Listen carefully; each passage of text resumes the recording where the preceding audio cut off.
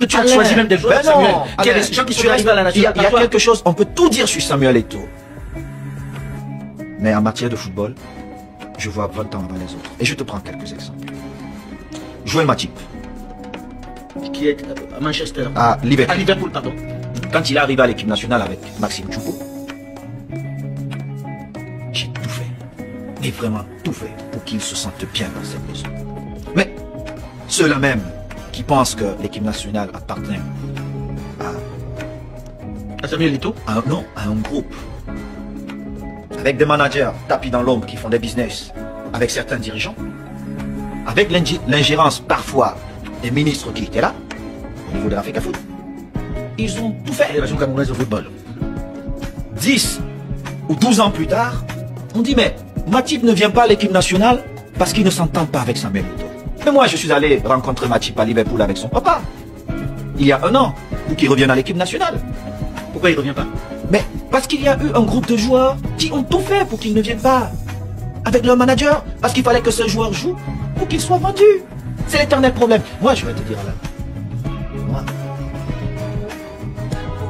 quand il y a eu la normalisation, je me suis dit c'est l'occasion de révolutionner le football. La normalisation de la fédération camerounaise. Tout à fait. Je me suis dit c'est le moment pour nous de mettre les règles. Aucun match ne se joue sans règles. C'est pas possible. Mais au Cameroun, on dirait qu'il n'y a pas de règles au niveau du football.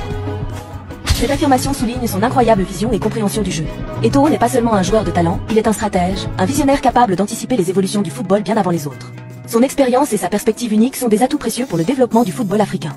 Il nous rappelle que pour exceller, il faut non seulement avoir des compétences, mais aussi une vision claire de l'avenir. Prenons exemple sur cette détermination et cette clairvoyance. Ensemble, inspirons-nous de la vision de Samuel Eto'o pour bâtir un avenir brillant pour le football africain. Samuel Eto'o est-il le plus grand joueur africain de l'histoire? C'est la question qu'on a posée à nos internautes. Ne soufflez pas, Yann. Non, elle est dure cette question. Vous n'avez pas 2 heures pour écrire toute une dissertation.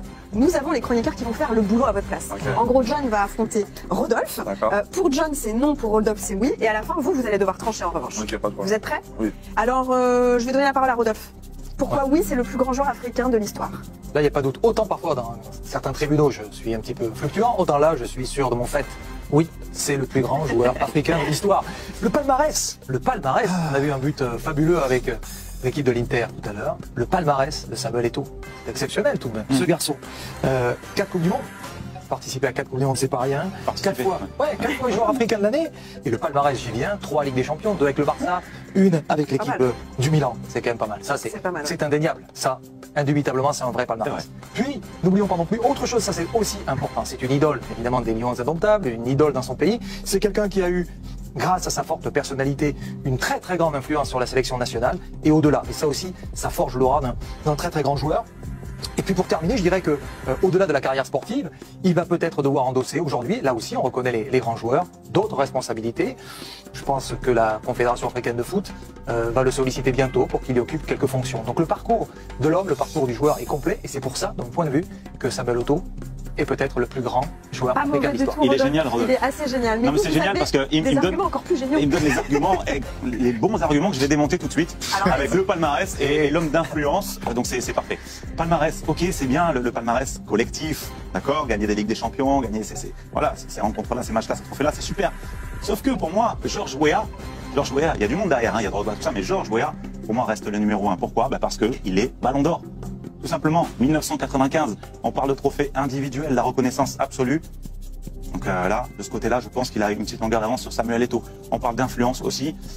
Là, vous avez quand même le président de la République, donc du coup de son pays. Donc de ce côté-là, Libéria, c'est quand même un cran au-dessus de Samuel Eto'o, qui souhaite, qui rêve un jour de faire ça, mais pour l'instant, il n'y est pas. Donc l'homme qui est installé, c'est Georges Weah, et je suis désolé, Samuel Eto'o, il est là. Et tu intègres la fondation Samuel Eto'o en quelle année? Bonne question. Je crois en 2000, si j'ai une bonne mémoire, je crois en 2007-2008.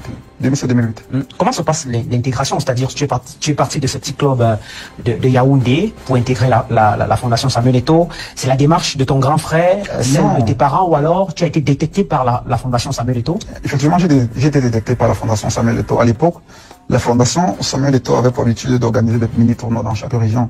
Et j'ai été élu meilleur gardien du tournoi cette année-là. C'est ainsi que je suis allé faire des tests du côté de Douala avec le feu Diallo personnellement. J'ai été retenu pour intégrer la fondation Samuel Eto'o. Et c'est là que ton rêve a commencé à se dessiner? Oui, parce que étant la fondation Samuel Eto'o, tu entres dans une structure plus professionnelle, non? Tu commences à miroiter ce côté professionnel-là et on fait des petits voyages, on va jouer à Barcelone, on va jouer à Paris, on va jouer à Lanzarote, on va en Corée, on commence à côtoyer ce monde professionnel-là et à la fin tu prends goût. C'est vrai que c'était pas facile au départ. J'ai laissé la famille derrière moi pour une nouvelle ville. Je dis que je vais m'adresser à André Onana. André Onana, c'est sur Choki Chok. J'ai quelque chose à te demander. Toi là, tu pensais qu'au Cameroun là, il n'y a plus de gardiens, ce n'est que toi. C'est parce que tu as joué à Ajax, à Inter, maintenant tu es à Manchester. Laisse-moi te dire que les gens qui te poussent dire que tu es un grand gardien là, c'est les gens là, ils ne veulent pas de te bien, puisque tu n'es pas un grand gardien. De un. De deux, un grand gardien ne fait pas ce que tu as fait. Tu te mets là après la Coupe d'Afrique, tu dis qu'il y a un problème. Le problème à la Coupe d'Afrique là ou à la Coupe du Monde, le problème là c'est toi. Si tu as le cul, va devant la télé, explique les gens voilà le problème. Arrêtez de parler de derrière, de gauche, droite. On t'a convoqué 2017, tu n'es pas venu. L'équipe a pris la Coupe d'Afrique. On t'a pris pour la Coupe du Monde, tu as laissé tous les Camerounais, les joueurs, tous les continents. Tu as pris ton sac, tu es rentré. Après tout ça là, ça a bavardé et les autres sont restés, ils ont fini la Coupe du Monde. Et maintenant on t'a appelé, tu es le seul joueur qui a manqué du respect encore à toute l'Afrique confondue. Tu es venu un jour après la CAN a commencé. Et ton premier match, tu as encaissé 3 buts. Sur les 3 buts là, tu as marqué 2 buts toi-même dans ton propre camp. Le premier but qu'on a encaissé, le corner, si c'était à Manchester, tu prenais le ballon comme ça, de 2 mains. Comme ça, l'équipe nationale, tu vas boxer. Comme tu es devenu un boxeur. Tu boxes, le ballon est toujours dans la surface et l'autre frappe, ça continue, ça entre. Le deuxième but, tu n'es pas là, c'est pas ton erreur. Le troisième but de Sadio Mané, si c'est à Manchester ou quand on te dit que tu es un grand gardien, le troisième but, regarde le vidéo de ce match-là. Peut-être ça va te donner une leçon. Je t'ai dit que tu n'es pas un grand gardien. Un grand gardien ne fait pas ce que tu fais. Tu es grand, c'est parce que, je suis grand, je prends le privé jet pour aller me laisser filmer, tout le monde voit. Tu as déjà vu un grand gardien faire ces choses-là? Tu as déjà vu un grand joueur même? Tu as déjà vu Ronaldo faire ces choses-là? Non. Les grands gardiens, le Buffon, le Manuel Neuer, les Courtois, les gardiens de Paris là, je ne sais même pas chercher les noms. Tous les grands gardiens ne font pas ces conneries.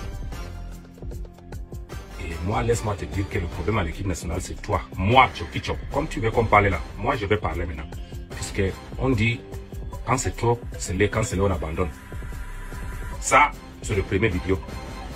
Un milliardaire ne va pas à l'Afrique, ok? Enlevez tout ça de votre cervelle, là, des neurones là. Let me tell you, a billionaire, you're a billionaire, you don't go to fake Afrique.